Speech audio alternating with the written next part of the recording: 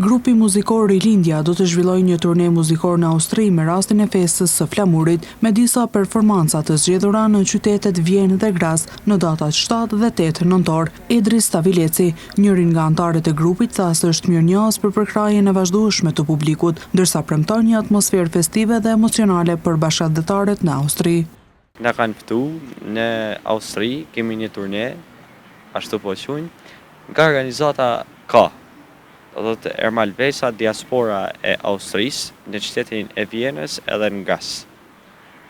Do të interpretojmë, si kuptohet, me melosin ton, këngëve tona, për diasporën, urojmë që t'i pëlqej sa ma shumë.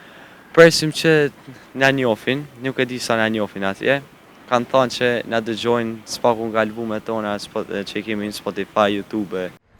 Stavileci tutjeshtoi se ky nuk është udhëtimi i parë i tyre si grup muzikor, por që në çdo udhëtim presin të japin më të mirën e tyre.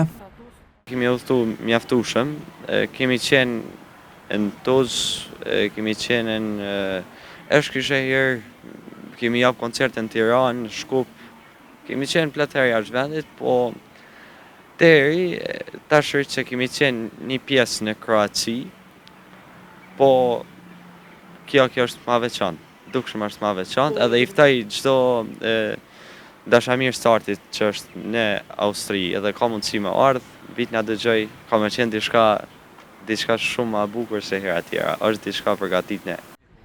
Turneu i grupit Rilindja në Austri pritet të sjellë atmosferë shqiptare për diasporën, duke përcjellë përmes muzikës ndjenjën e bashkimit dhe krenarisë kombëtare.